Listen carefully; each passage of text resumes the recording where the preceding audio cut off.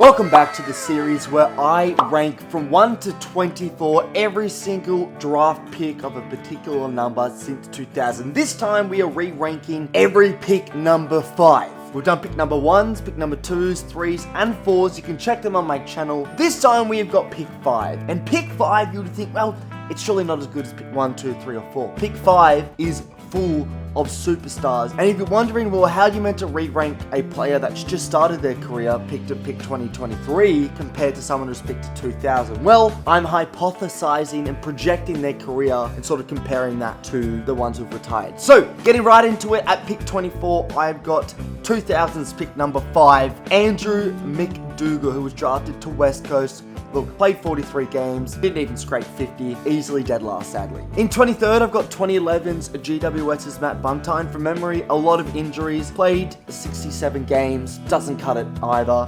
He's in second last. Third last, in 22nd, I have got Gold Coast Cade Kolajasny. Played 80 games, I believe 2 of them for Melbourne, 78 for the Suns. Unfortunate career with the head knocks, just doesn't make it. In 21st, we've got the famous microphone head, Jared Grant, who had an unfortunate, I believe, condition that where he couldn't grow muscle. But he is in 21st. He did play the 95 games, kicking, I believe, 94 goals, which is pretty fucking impressive. Moving on to 20th now, where I do have 2001's pick number 5, Xavier Clark, who was taken to St Kilda. He did play over 100 games, 106 to be exact, but unfortunately, he's still towards the latter end of this redraft. Or maybe reorder is a better word for it. In 19th, I've got Brisbane's Jared Polec. There was a time period where this guy could have gone a lot higher. He played for Brisbane, then to Port Adelaide, where really he hit the ground running, and then he got a big move to North where it capitulated and completely failed. There's something in my eye. He just did not have the career that a pick number 5 should have, and he's in 19th place. In 18th place, I've got Will Setterfield, who is still playing. I think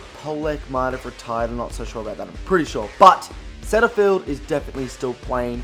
He's playing for Essendon currently, I believe. He's been at quite a few clubs now, but he's never really solidified himself as a mainstayer in the midfield, and that's why he's down in that 18th place. In 17th place, I have gone with Dylan Stephens. Now, it's a little bit harsh given that Dylan Stephens was only drafted in 2019. He's played in 59 games as of speaking. He's got so much of his career left to play, but just watching him for Sydney and for North, I don't see a guy who is going to have an outstanding career, or at least that is projected to have. You know, you picked up pick number 5. You should be doing it. He's had 19, 20, 21, 22, 23, 2024. He's had like 5-6 seasons to solidify himself, and he just has not, even though he's playing for North, who struggles with midfield depth.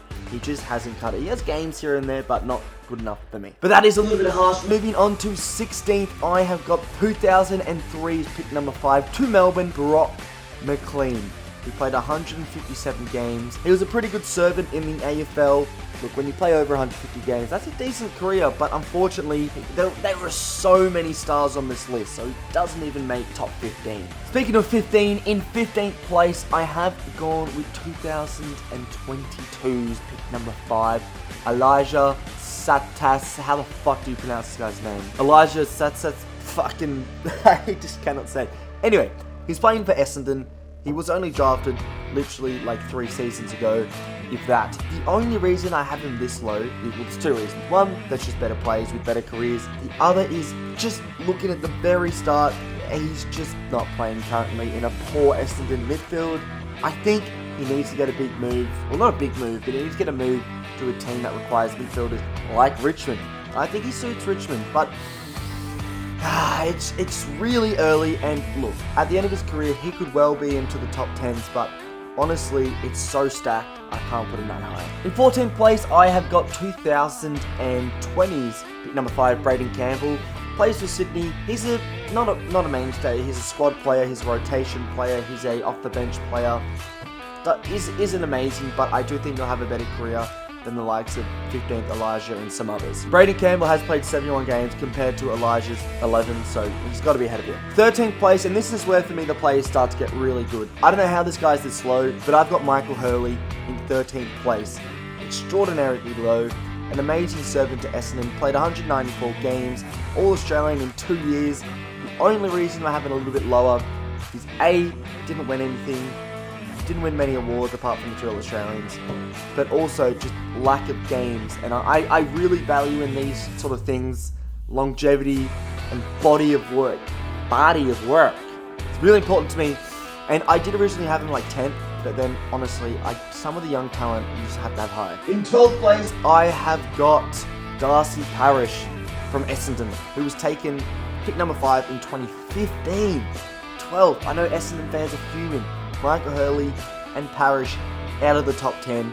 Also, Setterfield too. Half their players are. I do have a few right up there for you, Essendon, but unfortunately that does not include Darcy Parish. Now, Parish is really good, but I don't rate him that highly. I don't like midfielders of his ilk, of his cut. I don't like those midfielders who just get the easy, cheap possessions and don't damage. And look, to be completely honest, he's great, but I don't think he's top 10 great. In 11 is Fremantle's Adam Chera, who's obviously making a name for himself at Carlton now, but he was drafted in 2017 to the Fremantle Football Club, obviously pick number 5. He's played 129 games.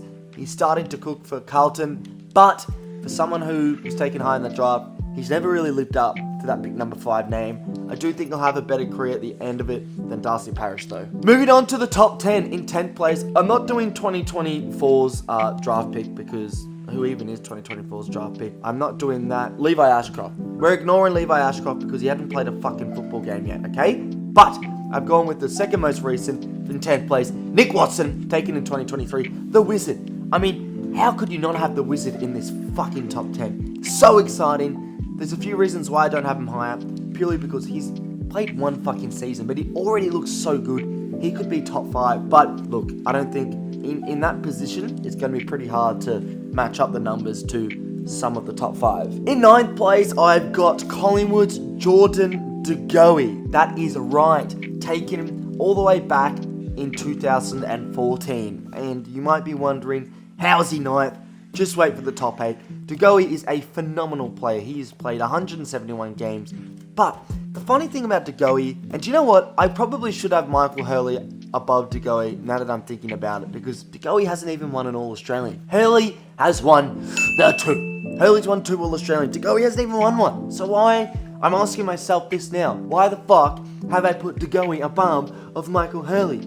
Make it make sense. I did that originally, because Michael Hurley has only played like 20 more games than him. De Goey's going to play another 50 to 100. And I think De Goey was just special. There were the big games, in big moments. He's obviously won the flag as well in 2023. He has made 2 All-Australian 40 lists, but I don't know. I just felt like he deserved to be there, but I'm second guessing myself now. In 8th place now, we're moving on to some heaters. I've got North Melbourne's Ben Cunnington, an amazing servant of the club. Fucking fought against cancer, for Christ's sake. I mean, what a brave human being. And he's played 238 games, 2 best and fairest, never an All-Australian though. I mean, look, I'm not going to reorder the list, but just for Essendon fans' sake, I do think Michael Hurley should have been higher. I'm pretty hungover as well, so I'm not thinking straight. So, from Ben Cunnington to our 7th place, drafted to the Western Bulldogs in 2012, famously moved to Essendon, and is now moved to the Giants. You know who I'm talking about? It's the package. Jakey fucking Stringamit. I've got him all the way down or up in 7th place. He has played 212 games currently speaking. You would think he plays a fair few games dependent on injuries because he's getting old at the Giants. He's had an interesting career.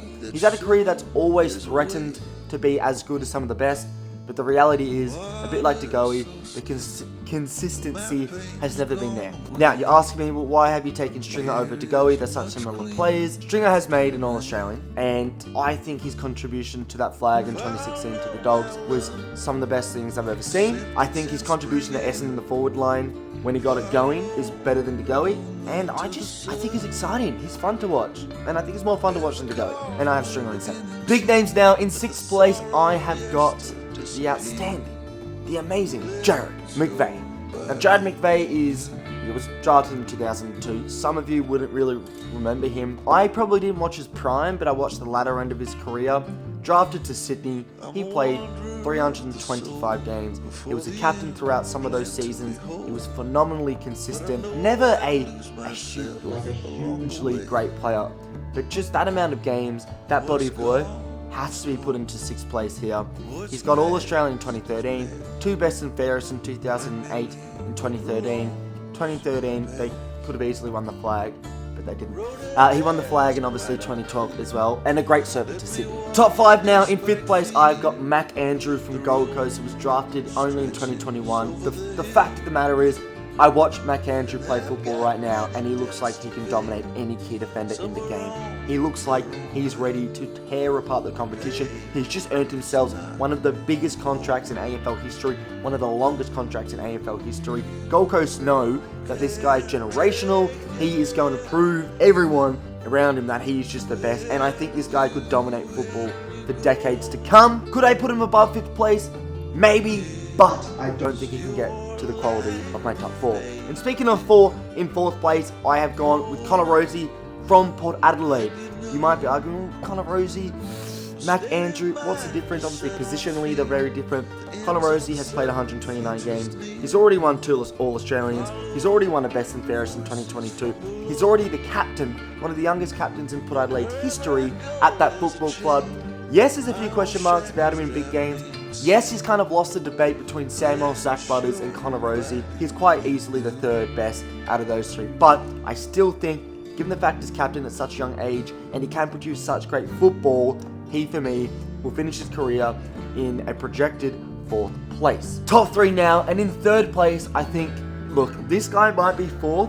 It's him and Connor Rozee are very similar. They're both midfielders.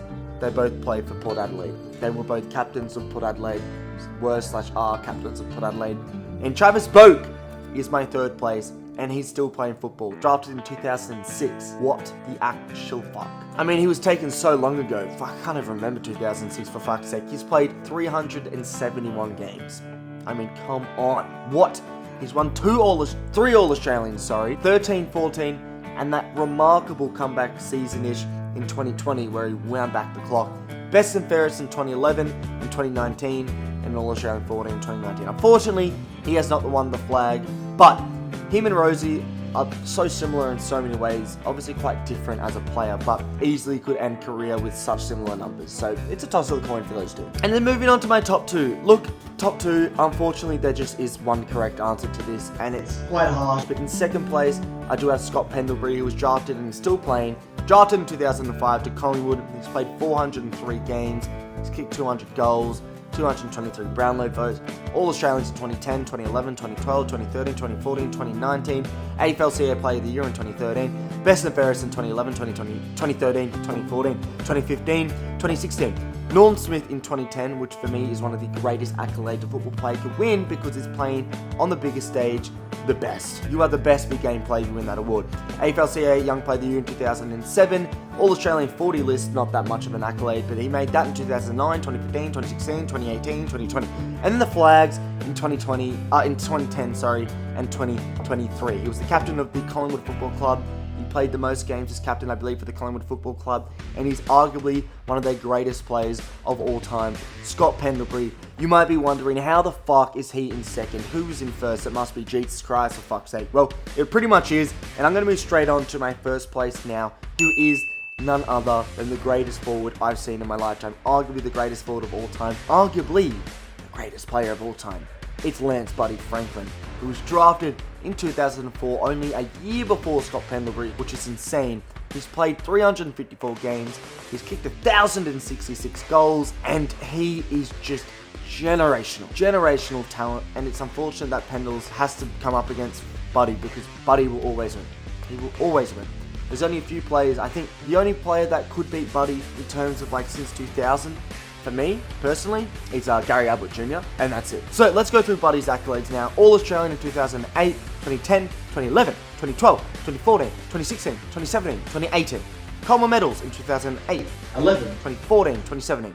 Best and fairest in only 2008, which is a bit weird. All-Australian 40, not really an accolade, but we'll say that. 2007, 2009, 2013, 2021. And then the 2 flags for Hawthorn, 2008 and 2013. Unfortunately, he left in 2014 to Sydney, and he missed out on 2 more flags for Hawthorn. He's played a stupendous amount of grand finals. I think he's played in the 08 grand final, he played in the 12 grand final, He played in the 2013 Grand Final, he played in the 2014 Grand Final, he played in the 2016 Grand Final, he played in the 2022 Grand Final. He's played in 6 Grand Finals, which is insane. He's played in the biggest stage 6 times. I mean, what a fucking story that is. And to be completely honest, he has to be first. There's no debate in it. Let's not try to fight it. That's a pretty long video and a long list, but let me know where I've gone wrong in this order. Look, it's a very hard thing to project careers, but that's what I try to do here. So thanks for watching, and I'll see you in another video.